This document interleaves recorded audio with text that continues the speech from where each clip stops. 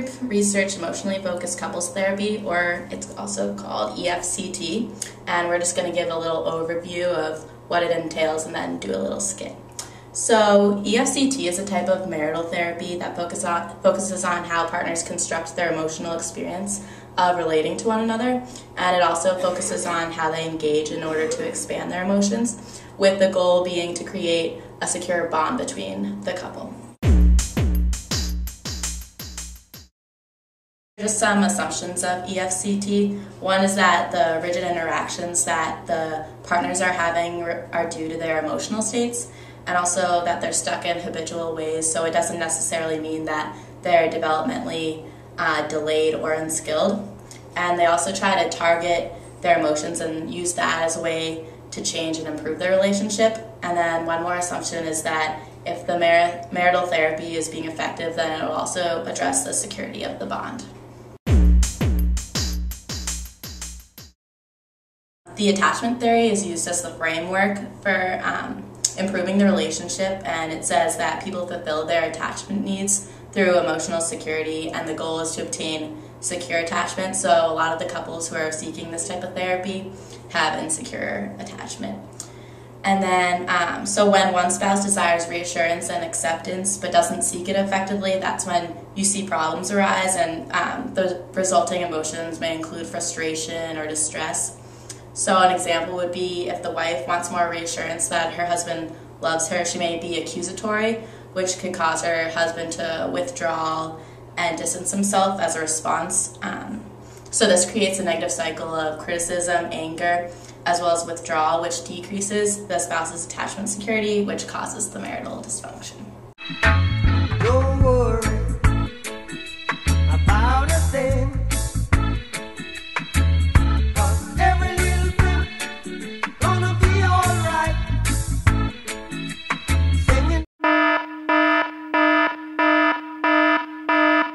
Okay, so I'm going to talk about the different types of intervention techniques with emotionally focused couples therapy, and the purpose of this therapy, since it's focused around the attachment theory, is to improve the partner's attachment and emotional security, and the overall goal of this type of therapy is to resolve miscommunications and eventually replace the past dysfunctional behaviors and miscommunications with ones that promote security, safety, and love.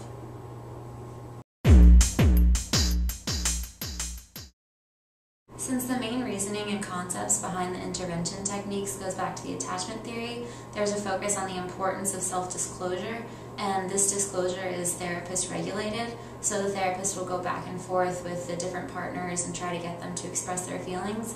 And there's also a focus on increasing emotional exploration and articulateness to the other partner, so that there's new levels of self-disclosure and it gets deeper and deeper.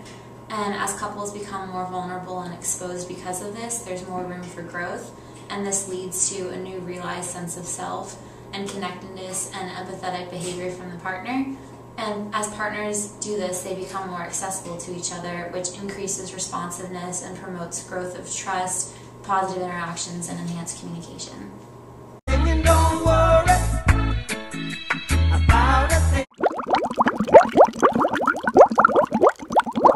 There are three main stages to the emotionally focused couples therapy intervention, and these stages form a continual progression, starting with the assessment of the problem as step 1. Stage 2 is changing the styles of interaction to form more secure and supportive attachment, and step 3 is the rehearsal and maintenance of these new interactions.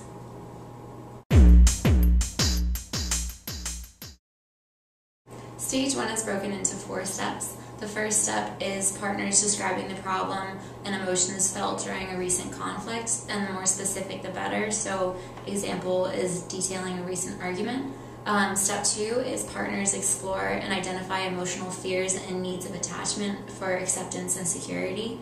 Step 3 is emotions are decoded so that their true needs are understood by each partner. Step 4 is partners recognize there's no individual to blame, so they're thought of more as collaborators and in an alliance working towards helping each other rather than picking fights with each other and stuff like that, and they realize that the hurt they experience is mutual.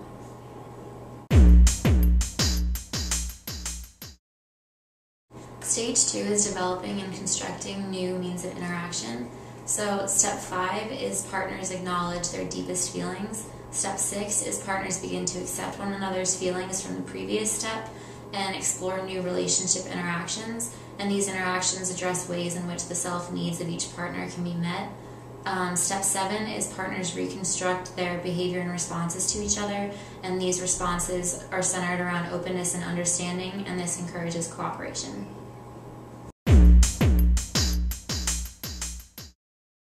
Stage 3 is rehearsal and maintenance. So in step 8, partners go on to collaborate to outline new desirable solutions. And in step 9, partners deeply cement their responsiveness to one another.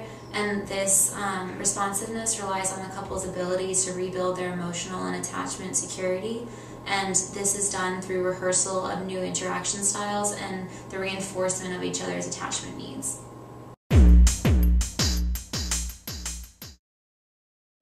The role of the therapist in all of these stages is really important because the therapist helps partners solidify their emotional experiences in the present, and they do this by helping them track, reflect, and then expand on these experiences.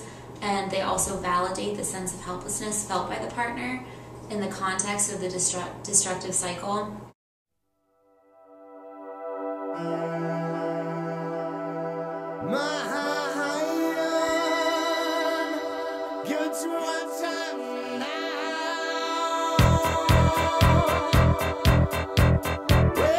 Okay, so for the first stage of emotionally focused therapy, let's assess the problem. Think of yourselves as collaborators working together.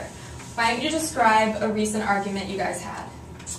Okay, I can describe an argument. Well, first, I wanted to have a romantic dinner together, but because we never spend any time together, we've been talking about it for a while. You know, I was really excited for it. I was really looking forward to it. You know, but when I came home that night from work, I found him in his sweats on the couch eating popcorn, about to watch Batman. Sean, livid.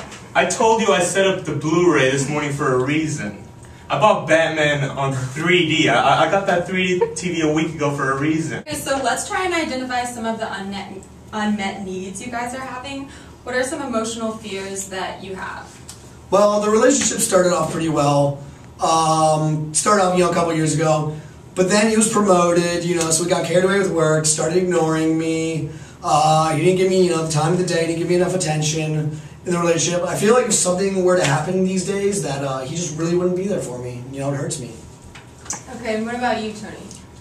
Sean, I feel like he's just too needy. Like, he doesn't accept me for having my own life. Like, I feel like I'm losing my independence. I'm stressed at work and would prefer to do easier plans. I don't have time for bowling anymore. I used to go twice a week. You don't let me go anymore. Like, I'm just confused. Do you guys both see that you both have needs that aren't being met and neither of you are to blame?